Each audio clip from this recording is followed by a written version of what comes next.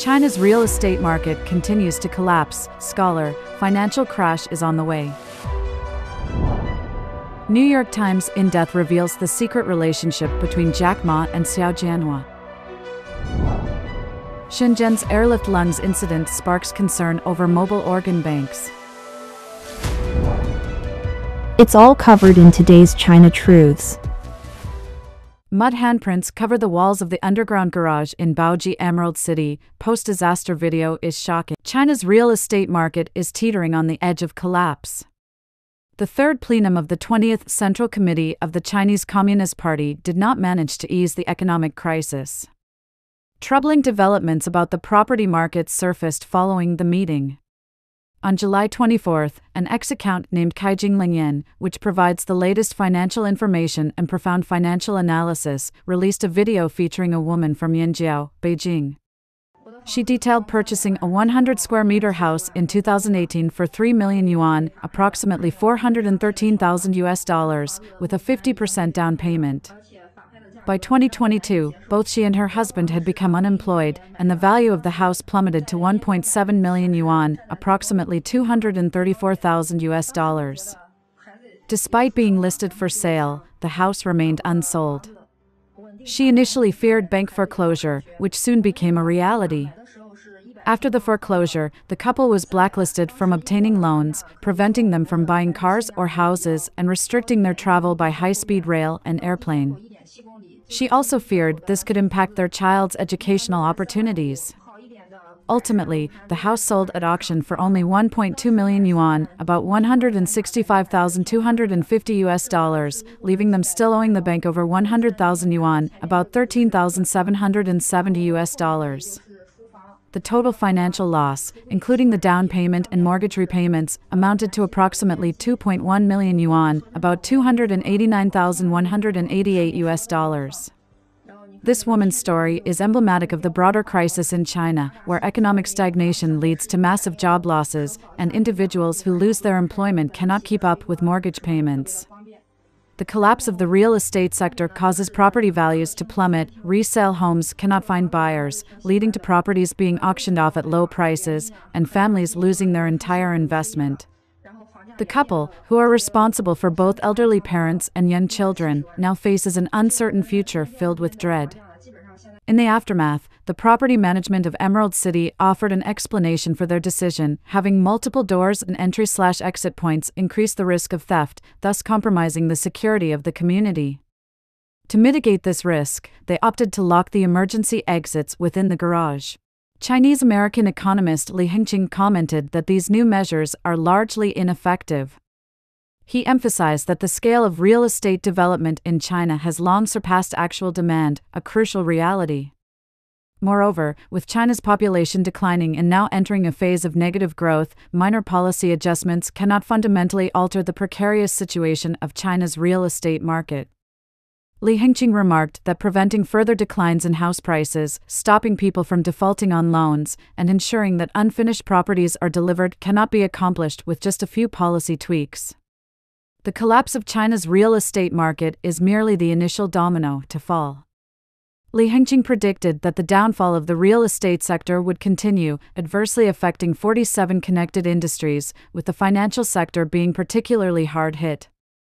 He expressed his deepest concerns. Right now, more than 4,000 banks, large and small, are intricately linked to the real estate sector. He stated that from investments in real estate development to mortgage lending, all the money is now trapped in real estate. In fact, the money is gone, with no hope of recovery. Li Hengqing noted that top real estate firms such as Country Garden, Evergrande, and Sunac China are failing, and banks are unable to retrieve their loans. With an increasing number of individuals defaulting on their home loans, the banks will inevitably face significant issues. He stated, all of the bank's funds are locked in real estate, and what the CCP is most afraid of now is what they refer to as systemic financial risk, which has escalated into a systemic financial collapse. This collapse is already underway, and I believe this collapse will unfold over some time. Chinese media report that on July 15, sudden torrential rains in Taili Township, Wuxia County, Xinjiang, led to devastating flash floods. New York Times in-depth reveals the secret relationship between Jack Ma and Xiao Jianhua. On July 21st, the New York Times exposed a riveting connection between Xiao Jianhua, a Chinese-Canadian billionaire currently incarcerated, known for managing wealth for the elite families of China, and Jack Ma, a giant in global business. This revelation underscores the intricate and shadowy ties that bind even the most powerful figures within the labyrinth of China's business landscape. Let's dive in. Detailing over 2,000 confidential documents.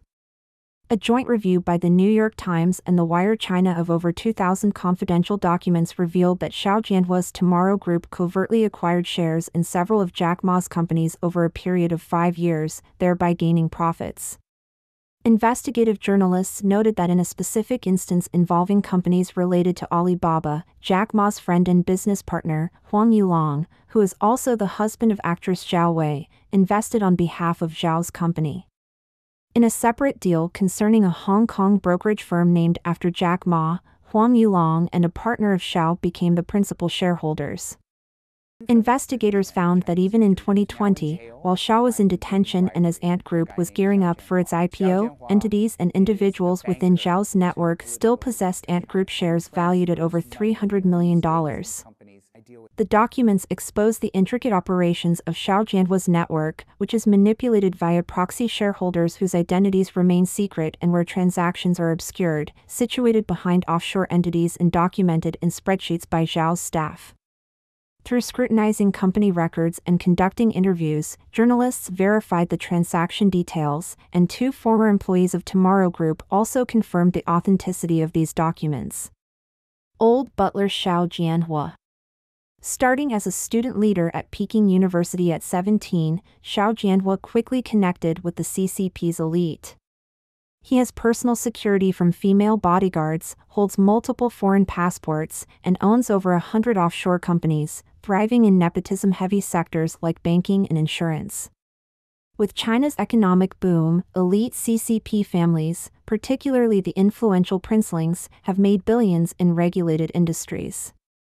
Xiao has long been a key facilitator for them, specializing in helping high-ranking officials and their relatives move wealth overseas and manage asset transactions.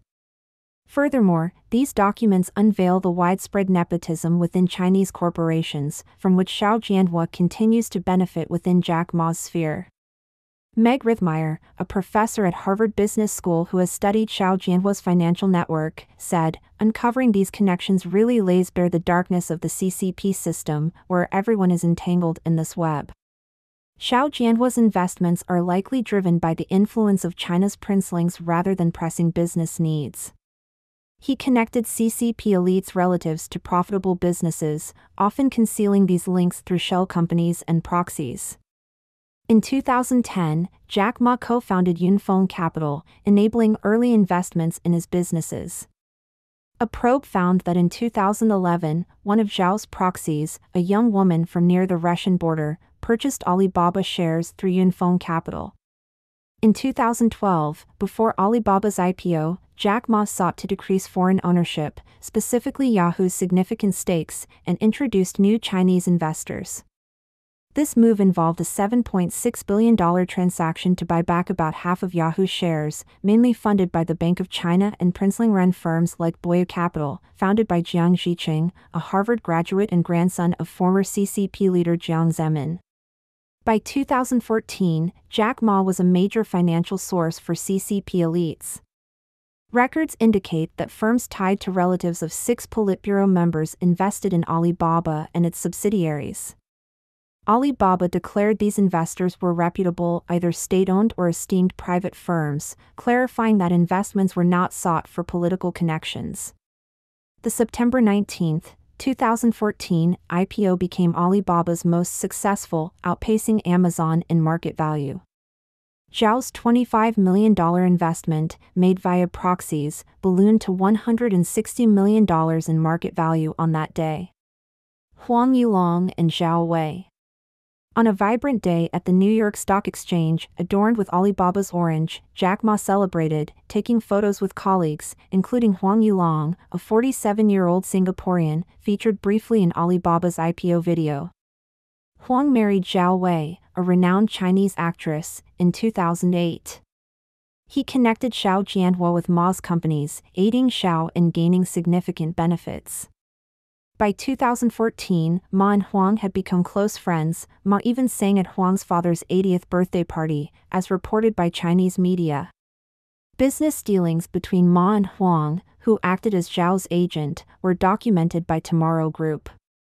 In 2014, after Alibaba acquired and renamed China Vision Media Group to Alibaba Pictures Group, financial irregularities emerged, causing difficulties for the new venture.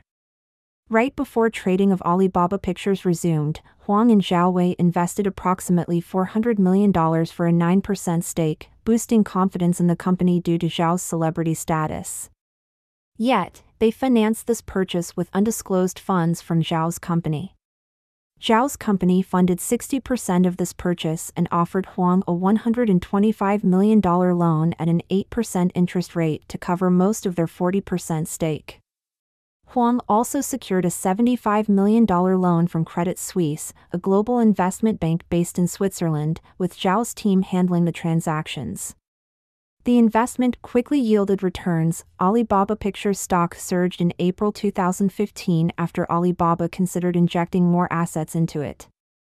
Huang sold his shares shortly afterward, netting a $75 million profit, a 144% return in 4 months. As Huang cashed out, Jack Ma's focus shifted to Reorient Group, a Hong Kong brokerage linked with Eric Prince's associate.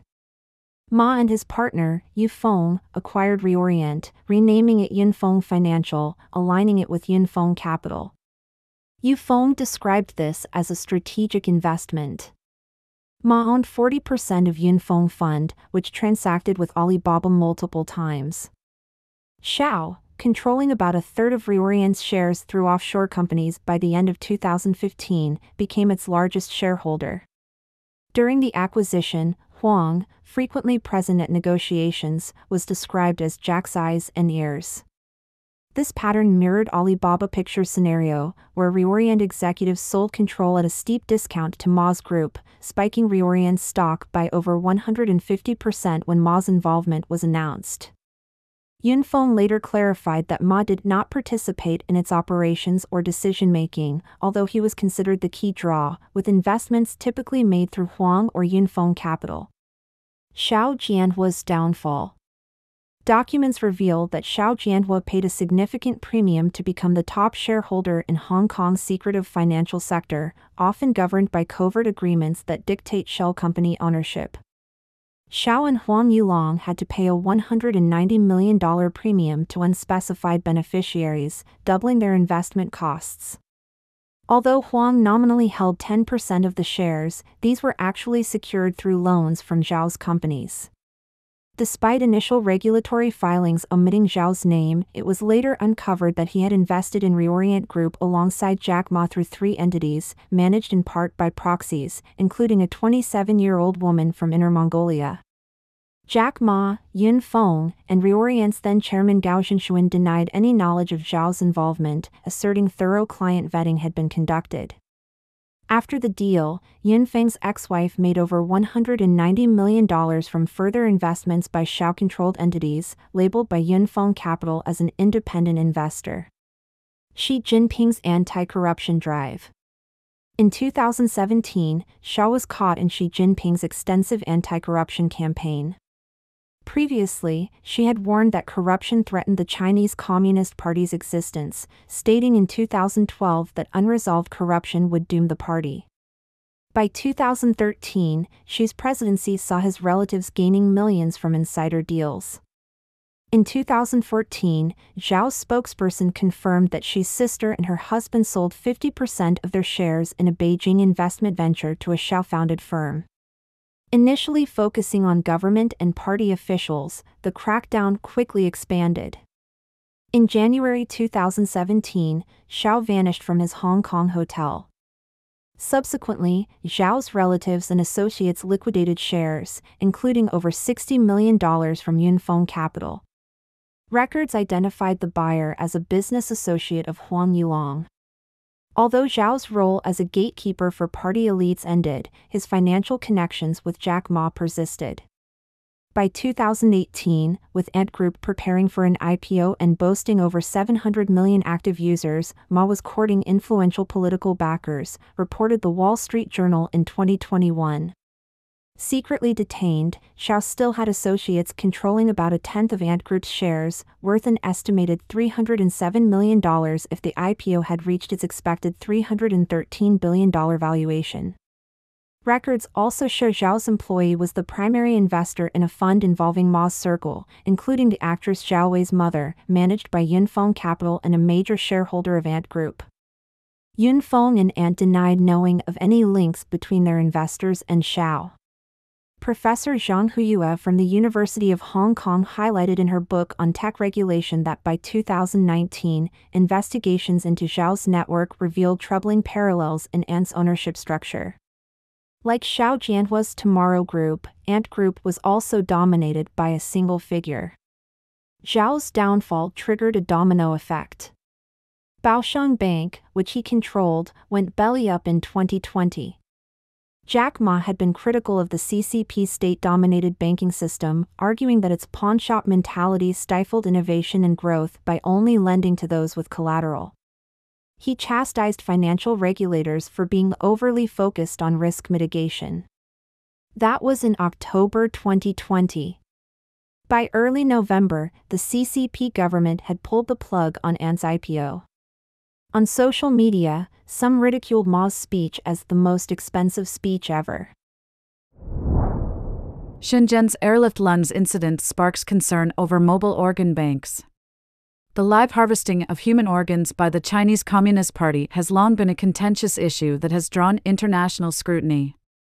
The recent case involving a 73-year-old patient known as Old Young has reignited these concerns. On July 14, a lung was transported by helicopter from Guangzhou to a hospital in Shenzhen in a record 33 minutes, sparking widespread debate across China. This rapid delivery led to astonishment among netizens, with one commenting, "I ordered takeout, and it took half a day to arrive, yet someone orders a fresh lung, and it's delivered in 33 minutes." Jianhua, an Australian-based historian, said, "Could it be that the anesthesia and organ removal were already in progress on one end, while the plane was prepped on the other, with the recipient also being readied?" This case perfectly illustrates the live organ harvesting which the CCP has been questioned for years. Without a living organ bank on standby, without prior arrangements, how could you obtain this lung so quickly? Further curiosity surrounds the identity of Old Young. US-based human rights lawyer Wu Xiaoping noted, this patient is clearly from a wealthy or noble background.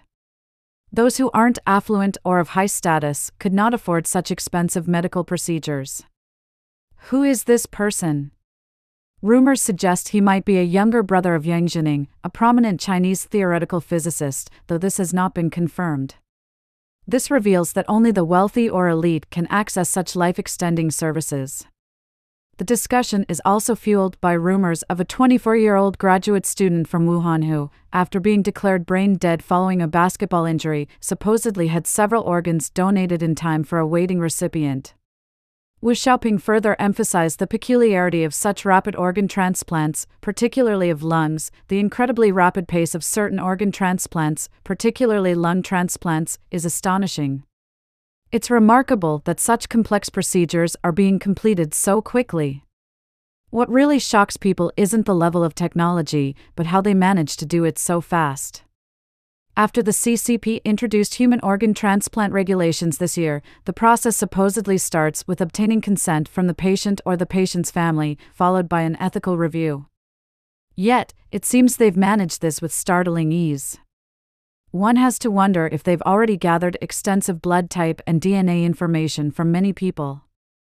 Thus, when they need an organ, they simply take it.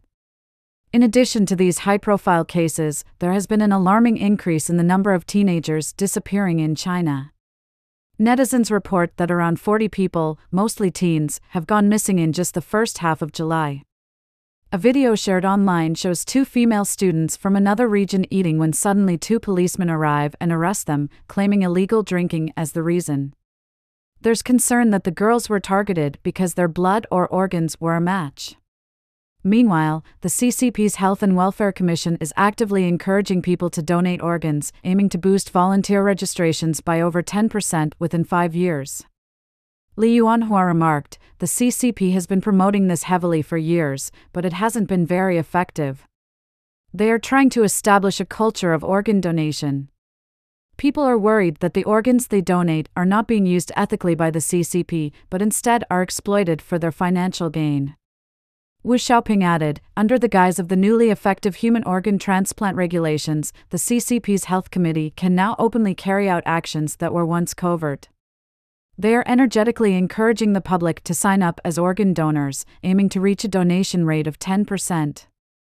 Their goal is to increase the success rate of organ matches, making it more likely for people to donate their organs, which simplifies finding suitable donors. That's their real objective." In conclusion, Wu Xiaoping notes that in China, ordinary citizens' lives are not valued on their own merits, but are seen as a portable organ supply for the CCP elites. Don't forget to comment in the section below to share your opinions on today's topic with us. If you find the information helpful, please share this video with a friend to watch together. This will be a great source of motivation for our team to produce more and more quality and reliable videos. And also don't forget to like and subscribe to see more interesting topics from China Truths. Thank you for tuning in.